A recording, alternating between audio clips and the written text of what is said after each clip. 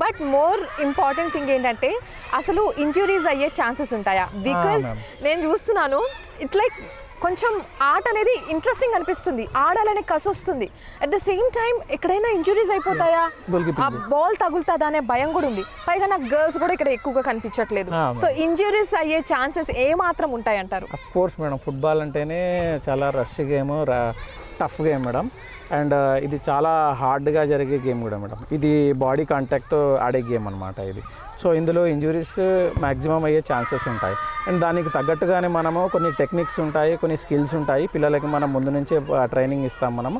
So దీని through ఏంటంటే పిల్లవాడు ఆటోమేటిక్గా ఆ ఇంజురీస్ నుంచి సేఫ్ జోన్లోకి ఆడతాడు అనమాట.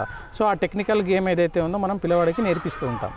సో త్రూ ప్రాక్టీస్ ద్వారానే అవి మా పిల్లవాడికి ఇంప్రూవ్ అవుతాయి. 1 డేకి ఎన్ని అవర్స్ ప్రాక్టీస్ చేయాలి మినిమం మేడం? ఏదైనా ఫిజికల్ యాక్టివిటీస్ చేయాలంటే కనీసం ఒక 1.5-2 అవర్స్ అయినా కావాలి madam.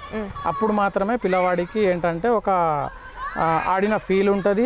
And as well as తన మజిల్ ఏదైతే ఉందో అది ఇంప్రూవ్ అవుతుంది మేడం. ఈ గేమ్ ఆడడానికి ఎటువంటి కేటగిరీస్ ఉన్నాయి అండ్ కాంపిటీషన్స్కి రీచ్ అవ్వాలంటే ఆ కేటగిరీస్ ఏ విధంగా ఉంటాయి ఒకసారి చెప్తారా? గవర్నమెంట్ ప్రకారం వెళ్ళినట్టయితే అండర్ 14 కేటగిరీ ఉంటుంది మేడం, అండర్ 16 కేటగిరీ ఉంటుంది, అండర్ 18 కేటగిరీ ఉంటుంది, అండర్ 19 కేటగిరీ ఉంటుంది, సీనియర్ నేషనల్స్ ఉంటాయి, సబ్ జూనియర్స్ ఉంటుంది, తర్వాత అండ్ సీనియర్ నేషనల్స్ ఉంటాయి.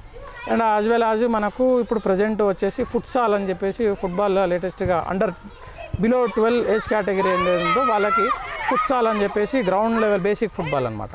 సో అది కూడా ఉందన్నమాట పిల్లలకి. సో వాళ్ళు దాని త్రూ ఏంటంటే పిల్లలు ఇంకా ఫుట్బాల్లో గ్రో అయ్యే ఛాన్సెస్ ఎక్కువ ఉన్నాయి. ఓకే, సో ఇప్పుడు ఈ ఫుట్బాల్ గేమ్లో మనకు ఉపాధి అవకాశాలు ఏ విధంగా ఉన్నాయి అండ్ అంటే పాజిటివ్గానే చూడొచ్చు అంటారా?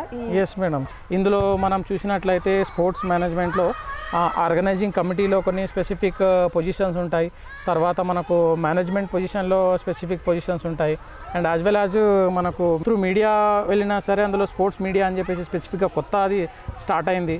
అండ్ ఇంకా మేడం అండ్ స్పెషల్గా ఇప్పుడు మేము కోచెస్ మేడం, మేము ఇక్కడ మాకు కోచింగ్ ఆపర్చునిటీస్ చాలా ఉన్నాయి. అండ్ ఇండియాలో స్పెసిఫిక్గా madam all India football federation వాళ్ళు డి లైసెన్స్ అని చెప్పేసి, తర్వాత సి లైసెన్స్ అండ్ NIS స్పెసిఫిక్గా ఉంటుంది, ఈ లైసెన్స్ కోర్సెస్ స్పెసిఫిక్గా ఉంటాయి. సో ఇందులో చాలా ఆపర్చునిటీస్ అన్నవి ఉన్నాయి మేడం. దాని త్రూ